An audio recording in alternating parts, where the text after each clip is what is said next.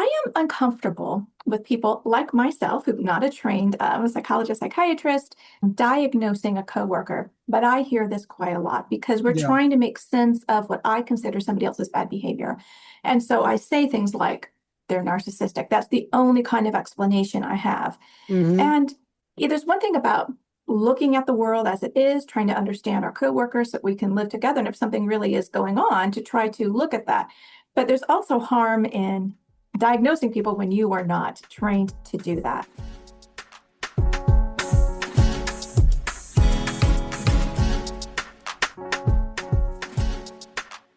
Hello, everyone. Welcome to the Narcissism Decoder.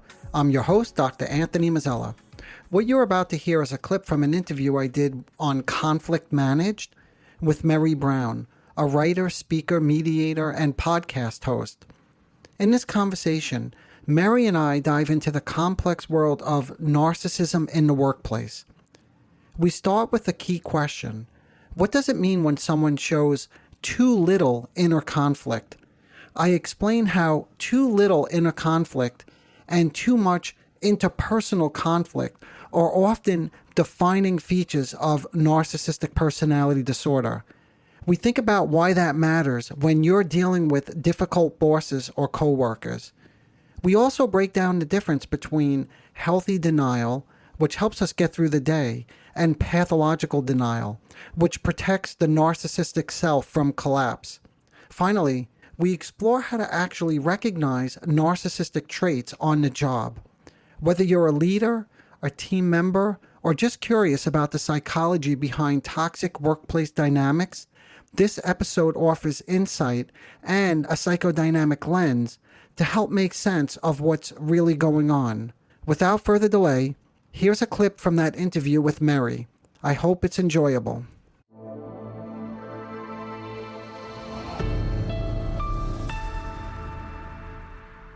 Good morning, Anthony, and welcome to Conflict Managed. Hi, Mary. Thanks so much for having me. I'm delighted to have you on the show today. I know your work centers around narcissism, and this is something that people encounter or think they encounter at work, and something we haven't really talked about in over 160 episodes on this Oh, podcast. So I'm really excited to get your perspective and your advice for people dealing with these really tough situations. But before we get there, I'd like to know a little bit about you. And can you Mhm. tell us about one of the first jobs you had as a young person? Sure. My first significant job was in a hemodialysis unit. That's basically where a person goes if they have kidney failure. And the treatment protocol is quite demanding. They have to go 3 times a week for 3 to 4 hours per treatment. And while I wasn't like a young teenager at the time, it was really my first deep exposure to working in a really emotionally intense, high stakes setting where conflict wasn't just occasional, it was part of the daily fabric.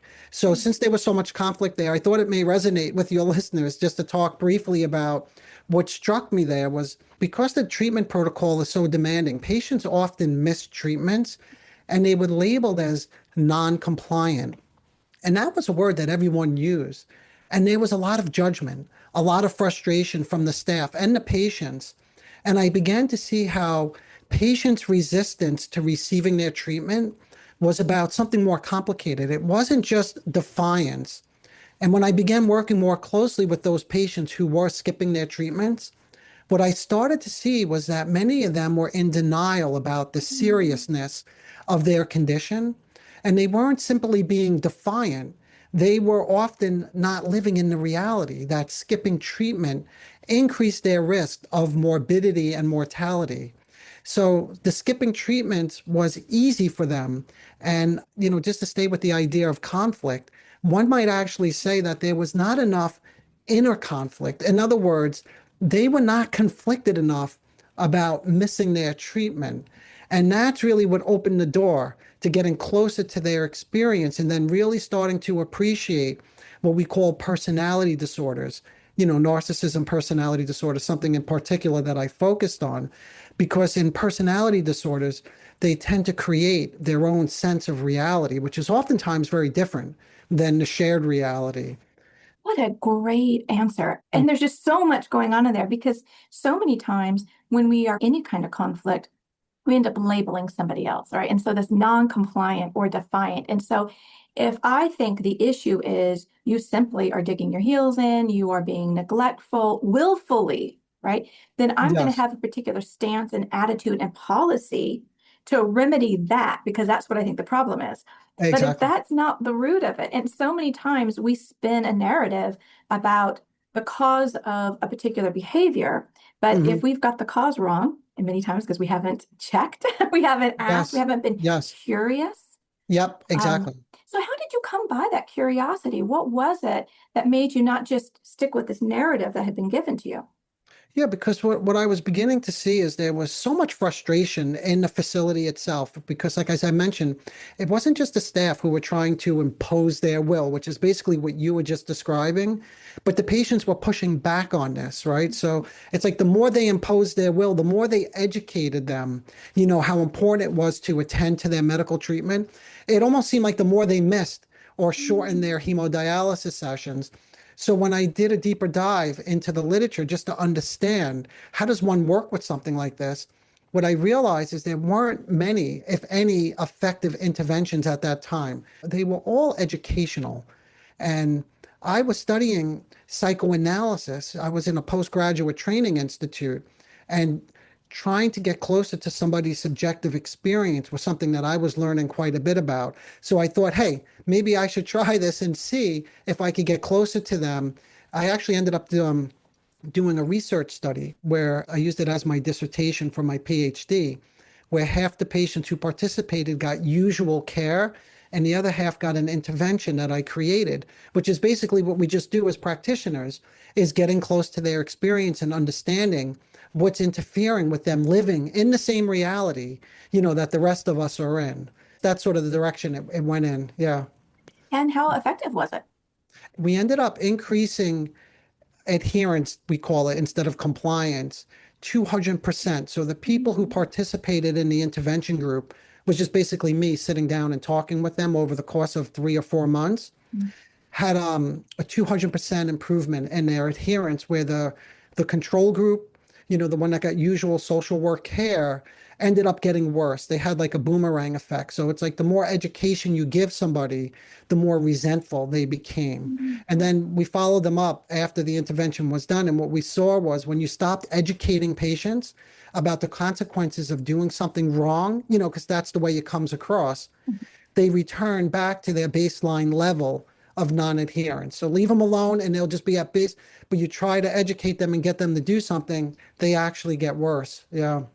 That is so interesting Yeah. because I think maybe intuitively on one level, and I've heard this for a very long time, education is the key. We just need Mm, to educate. And if we educate them, so my background's in philosophy and mm. John Stuart Mill, that's taught ethics for a very long Oh, time, is this mhm. idea that the reason people are choosing a certain kind of behavior or pleasure is because they're not educated. And so we need to democratize, educate people, and then they will more than likely choose the better half, the better part. Yes. And that Yes. may work in some Hmm. circumstances, but when you're talking about coming up against a kind of denial of reality, which Yeah. I can think about my own life and how that can resonate in certain areas when I'm not in a position to hear or see. In fact, you're Yes. driving me away. Exactly. Yeah, Yes. education may be really valuable. Let's Mhm. just say for people maybe who are not struggling with some type of personality disorder, Mhm. right? Maybe the general population, maybe people could take education and change their behavior. Although that's probably, I'm not sure if I even fully believe that because Yeah. there's so much education out there on, let's just say, for example, diet, Mhm. right? But yet we have very high rates of obesity in this country. And I don't think it's because people are not educated, but I mean, that's a digression. That's a whole nother story. But yeah, I mean, we have to take into consideration that there's a whole emotional world that goes on inside somebody in addition to the education alone. Yeah. Yeah. And if you would just clarify this for me, if you have a personality disorder, you're going to have this denial. And if you don't have a personality disorder, you won't have it. I can imagine most people in different circumstances, given their past, their present, what's going on, there is going to be this sort of denial. Yes. And that's just, in a way, a reasonable response given the circumstance, but it isn't symptomatic necessarily of a personality disorder. Is that correct? Yeah, no, that's such a good point. And what you're getting at is it exists on a spectrum. And that's like Mhm. narcissism as well. If we're trying to say like, okay, what is narcissism, right? I would say the same thing. It exists on a spectrum, just like denial. So you have what's considered healthy denial, which means we all have to get out in the world and live. And there's a possibility that, we could get hit by a car, but we don't necessarily think about that every day. So some level of denial is really necessary for us to go on living. But however, on that continuum, then yes, of course, it could cross over to what may be considered more pathological denial, like the fact that morbidity and mortality is increasing. You're in and out of the hospital, but yet you're in Atlantic City playing the slot machines and skipping your dialysis treatment because you don't really believe you need it. That may fall more on the range of what we would call pathological denial. Mhm. It's interesting. Yeah. Now, you mentioned narcissism, and that word and idea gets bantered around a lot in pop culture. So, can you maybe juxtapose, like maybe this pop culture understanding people have versus what clinically it is, what it really is? Let's take a quick break. I get a lot of messages from listeners saying, Dr. Mazzella, I wish I could talk to you directly, but I also know that private therapy or one-on-one sessions aren't always possible or affordable. That's why I'm thinking about creating office hours, a low-cost, small group space where you can bring your questions about the podcast content, your confusion about narcissistic relationships, traits, and dynamics, and the places where you feel stuck. You'll be met with honest, grounded feedback. I'll hold the group with structure, but there's room for real conversation too. This space is designed for anyone looking for clarity, insight, and support. If this speaks to you, head to drmazzella.com/office hours or just click on the link in the show notes to get notified when it launches. Okay, hope to see you there. Yeah, sure. And I think you're sort of into this already because narcissism, like I mentioned, exists on a spectrum. It's not always pathological. So healthy and it can be confused in the workplace. That's why I think it's really helpful to distinguish between the two. Healthy narcissism involves reality-based self-esteem, ambition, the ability to take pride in your own accomplishments. So someone may appear confident, assertive, hardworking, even perfectionistic, right? These are all qualities that could help them succeed and overcome obstacles and become leaders. But these qualities are not necessarily pathologically narcissistic, right? When narcissism becomes pathological is when these strengths that they may have, this healthy narcissism, serves to protect against vulnerable inner states. So they're used, in other words, these traits are used defensively. So they're protecting against deeper feelings of what? Shame, emptiness, helplessness, inadequacy, who knows what. We don't really know until we get closer to them. Again, like I mentioned earlier, with appreciating somebody's subjective experience, but they're protecting against something. And to understand really, like when narcissism becomes pathological, we need to look more closely at one of the core structures. This is the main feature of narcissism, and this is what differentiates it from my own experience between healthy and pathological narcissism. It's called the grandiose sense of self. That's a self that appears powerful, that always has to be admired, function autonomously, but it serves a purpose, and that's to mask those deeper internal vulnerabilities. So it's like a patch over somebody's sense of self-worth, this grandiose sense of self patches over the more fragile, vulnerable sense of self. And that's one of the key distinguishing factors of pathological narcissism is the development of this structure that doesn't budge. It's like it's ossified, it gets stuck. So again, even in the service of trying to take reality into consideration, if we think about those hemodialysis patients, it would be really hard just to educate them because that's reality and they don't want to hear that. Yeah. When you're talking, it might maybe kind of think about like a shellac or a shell, because my very limited understanding of narcissism or dealing with someone who's narcissistic is that things just bounce off of them, right? So using logic, reality, in a way is a non-starter, and you're very unlikely to win that kind of argument because of what they have developed over the years to project and maintain this image that they have of themselves and that they're projecting outwards. Yeah. And I'll just add one more piece now that you said that. The grandiose self it's not just about self-importance. It often includes contradictory states. And this is really significant because if you're thinking about someone in a leadership role who creates a lot of havoc, around them, because it's not just as simple as being admired, being the best, but there's also this hidden vulnerability that I alluded to a moment ago. So what happens is the grandiose sense of self is made up of idealization of oneself and others, but also devaluation of oneself and others. So even, yes, the narcissist, when they feel slighted or they're corrected for something they did, they begin to devalue either you or themselves because they become very self-critical as well. And they have a sort of what you're describing as an emotional detachment. Like there's sort of an elusive aloofness to them or a dismissive quality. And because of all these traits, they have a very limited capacity for empathy.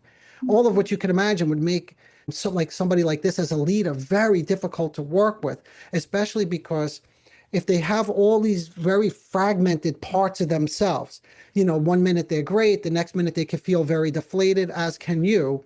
It's going to be very chaotic working with them. And you're going to be what we call walking on eggshells, like not really knowing how to gauge them or how to relate to them, especially since they have such a hard time relating. So genuine intimacy, which again is really important in the workplace, because if you don't have some kind of intimacy, it sabotages collaboration. There's no collaboration. There's no sense of working together, since relying on others, for people who are pathologically narcissistic, relying on another person makes them feel very weak or humiliated. Like it's pathetic to rely on somebody else. I have all the answers. And that can be quite threatening to these individuals.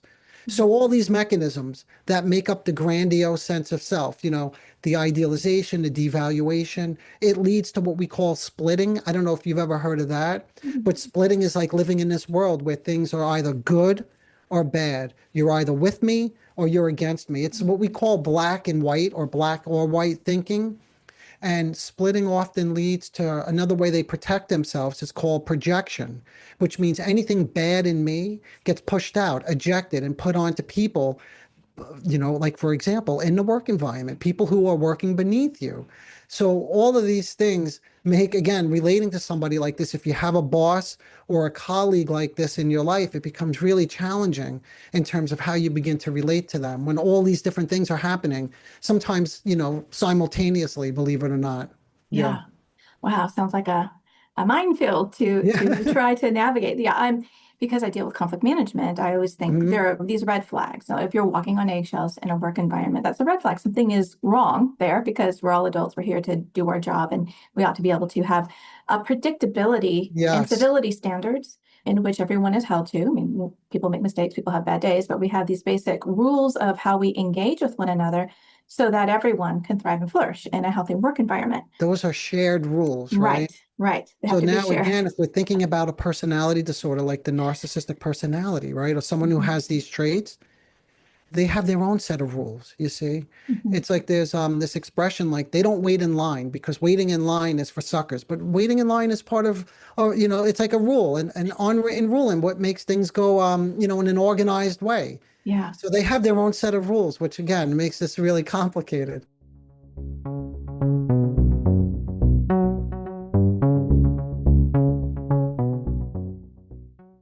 I am uncomfortable with people like myself, who's not a trained psychologist, psychiatrist, diagnosing a coworker. But I hear this quite a lot because we're Yeah. trying to make sense of what I consider somebody else's bad behavior.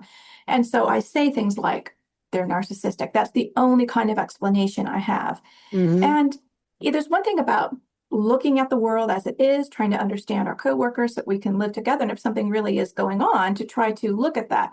But there's also harm in diagnosing people when you are not trained to do that. So, what Yes. kind of advice would you give to somebody if they suspect somebody has some sort of personality disorder and it's their boss or a coworker or someone that they're managing? Maybe we could sort of back into that question and think Yeah. about how can you even like recognize, like how can you spot whether somebody has these, let's just call them narcissistic traits. So we're not like diagnosing anybody because I think we both agree using like the formal diagnosis is you really have a level of expertise and know somebody over a period of time before you could say they have narcissistic personality disorder, which is a very serious diagnosis, obviously. But first thing you want to do is you want to recognize, does someone, like, how do you even spot these narcissistic, what I would call patterns, you see, because that's part of a personality disorder, is there has to be a pattern to it, and it has to occur over time. It's not like just somebody's having a bad day or a bad week. So one thing to be mindful of is if you're working with somebody or you have a boss or a coworker, is you want to think, do they take credit for your work? Like, in other words, if you are on a team and you are participating, do you get the credit for doing whatever it is that you participated in? Does this person in your life expect special treatment, or do they violate boundaries? In other words, they call you after hours. So if this is a boss of yours or a supervisor, do they respect your boundaries, or do they expect personal favors from you, right? How do they respond when you set limits? So if they do overstep a boundary and you set a limit, how do they respond? Do they respect it, or do they punish and devalue or manipulate you? You see, these are patterns, these are traits, again, of NPD. Do they idealize, flatter, and praise you at first, and then criticize or withdraw, right? Again, this is the splitting that I mentioned earlier, that concept of splitting. One minute you're the best, you do so much for the company or so much for them, and then something goes wrong, or you make a minor mistake, or you're not attentive to their needs, which is even more important, and then you're completely devalued. Are they easily enraged, this person in your life? If you challenge them, and a challenge, by the way, is just a different opinion. It could be as simple as that, because again, someone who has these narcissistic traits has a really hard time allowing someone to exist in their own right, with their own thoughts, their own feelings. So these are some of the things, like you may notice, do they gravitate towards people like who are willing to please them, go along with the program? And how do they respond when you don't, sort of play along with things? Do you get punished? Do they sabotage? Do they start accidentally leaving you off emails or not inviting you to meetings?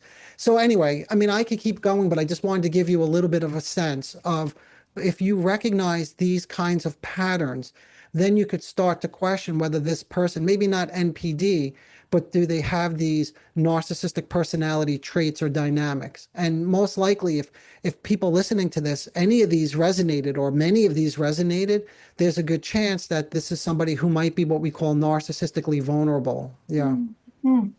So when I think about a workplace, it's for everybody, right? So that's why we do need these civility standards, so that we all know what the level playing field is, and everybody is really, their antenna is up as to whether this is a just place. Are they being treated justly?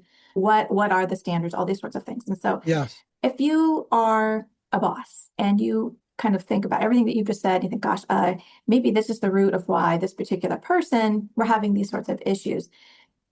I believe that we want everyone to be gainfully employed, but it is the case when you have somebody who is wreaking havoc in a team or organization, they can do so much damage, more damage than someone who's really, doing a great job. So yes.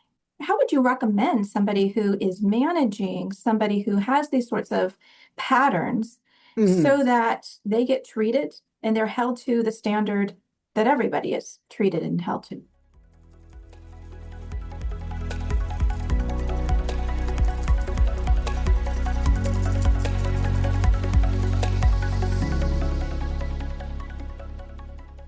We were at the point where Mary was asking me, if you know you have a narcissistic boss, how do you help that boss get on board, follow the structure, and meet the same standards everyone else is expected to meet?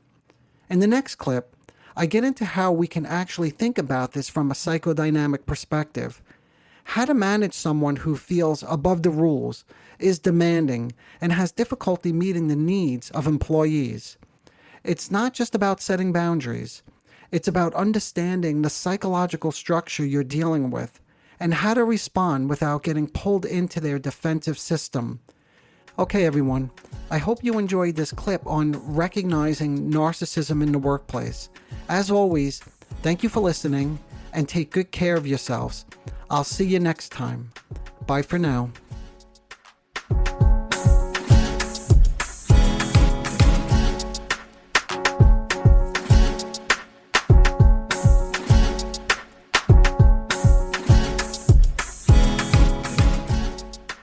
Disclaimer alert. The Narcissism Decoder podcast is provided for general information purposes only. The content presented in this podcast is not intended to diagnose, treat, or cure any psychological condition related to narcissism. The content on this podcast should not be considered a substitute for professional medical advice, diagnosis, or treatment. For specific advice pertaining to narcissism or any other psychological condition, you could reach me directly. I am an experienced mental health practitioner who is always taking on new patients. If you would just like a consultation, I can do that too.